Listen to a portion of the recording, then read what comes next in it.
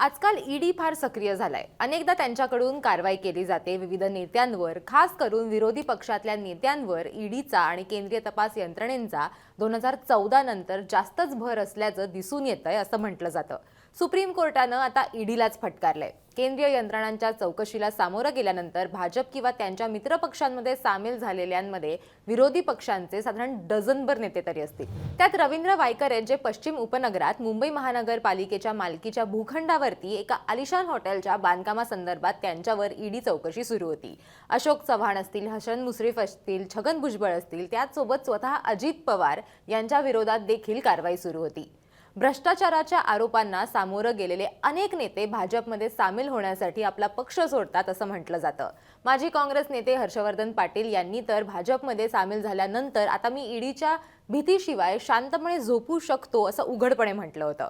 2019 मध्ये रावसाहेब दानवे म्हणाले होते की पक्षाकडे एक वॉशिंग मशीन आहे आणि वॉशिंग पावडर आहे जे भ्रष्टाचाराच्या आरोपांखाली असलेल्या सगळ्या नेत्यांना स्वच्छ करतं। त्यानंतर विरोधकांनी भाजपवर ईडी, सीबीआय आणि आयकर विभागाचा वापर करून लोकांना स्वतःकडे वळवलं तुम्ही असं म्हणत टीकाही केली होती। पण आता मी हे सगळं तुम्हाला का सांगतेय किंवा आता हा विषय का निघालाय तर सुप्रीम कोर्टानं कर्नाटकाच्या एका प्रकरणात ईडीला सुनावलं आणि त्यात महाराष्ट्राचा उल्लेख केला। नक्की काय घडलं बघूयात। नमस्कार, मी देवयानी आणि तुम्ही बघताय मुंबई तक। कर्नाटकचे मुख्यमंत्री असलेल्या सिद्धरामय्या यांच्या पत्नीविरोधात असलेली ईडीची याचिका सुप्रीम कोर्टानं फेटाळली आणि कर्नाटक उच्च न्यायालयाचा जो आदेश होता तो तसाच ठेवला। सरन्यायाधीश भूषण गवई आणि न्यायमूर्ती विनोद चंद्रन यांच्या खंडपीठासमोर ईडीच्या याचिकेवर सुनावणी करण्यात आली। कर्नाटकचे मुख्यमंत्री सिद्धरामय्या यांच्या पत्नी पार्वती यांच्या विरोधात म्हैसूर अर्बन डेव्हलपमेंट अथॉरिटीद्वारे जमीन वाटप केल्याप्रकरणी चौकशीसाठी ईडीनं समन्स पाठवलं होतं। हायकोर्टात पार्वती यांच्या वकिलांकडून युक्तिवाद करण्यात आला होता की आम्ही सर्व 14 प्लॉट सरेंडर केले होते, ना आमच्याकडे कथित गुन्ह्याचे उत्पन्न आहे ना आम्ही त्याचा वापर केला होता असं सुद्धा त्यांच्याकडनं सांगण्यात आलं। हायकोर्टानं या प्रकरणी ईडीला कारवाई करण्यास रोखलं होतं। त्याविरोधात ईडीनं सुप्रीम कोर्टात याचिका दाखल केली। ईडीकडून अतिरिक्त सॉलिसिटर जनरल SV राजू यांनी सुप्रीम कोर्टात बाजू मांडली। सुप्रीम कोर्टानं याचिकेवर सुनावणी करताना असं म्हटलं की श्रीमान राजू, कृपा करून तुम्ही आम्हाला तोंड उघडायला लावू नका, नाहीतर आम्हाला ईडी विरोधात कठोर शब्द वापरावे लागतील।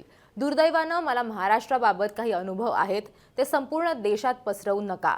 राजकीय लढाई मतदारांसमोर लढायला हवी, त्यात तुमचा का वापर होऊ देताय असा संतप्त प्रश्न सुद्धा त्यांनी कोर्टानं यावेळेला विचारलेला होता। आणि यातूनच खरं तर आपल्या लक्षात येतं की सुप्रीम कोर्टानं महाराष्ट्राचा उल्लेख नक्की कशामुळे केला होता।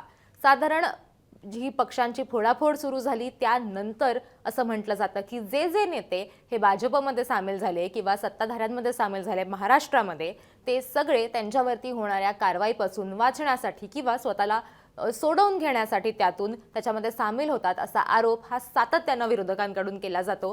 त्यात 2019 मध्ये ज्यावेळेला उद्धव ठाकरेंचं सरकार होतं त्यावेळेला सुद्धा असं म्हटलं जातं की त्यांनी सुद्धा काही प्रमाणामध्ये याचा वापर केला, या यंत्रणांचा वापर केला आणि त्यावेळेला भाजप जे विरोधात होतं त्यांच्या काही नेत्यांना कारवाईला सामोरं जावं लागलं। मग त्याच्यामध्ये किरीट सोमय्या असतील किंवा गिरीश महाजन असतील। मात्र सगळ्यात जास्त वापर जो आहे तो शिवसेना पक्ष फुटल्यानंतर, राष्ट्रवादी पक्ष फुटल्यानंतर, ज्या वेळेला या दोन पक्षांचे 4 पक्ष झाले त्यानंतर सगळ्यात जास्त या केंद्रीय यंत्रणांचा वापर करण्यात आला असं सातत्यानं विरोधकांकडनं म्हटलं जातं। सुप्रीम कोर्टाच्या जजमेंटबद्दल तुम्हाला काय वाटतं ते आम्हाला नक्की सांगा। त्यांनी ही एक जी कॉमेंट पास केलेली आहे, त्यांनी ईडीला जे सुनावलेलं आहे ते बरोबर आहे का, तुमचं याच्याबद्दलचं मत आम्हाला कमेंट करून सांगा। आणि असेच व्हिडिओज बघण्यासाठी मुंबई तकला सबस्क्राईब करायला विसरू नका।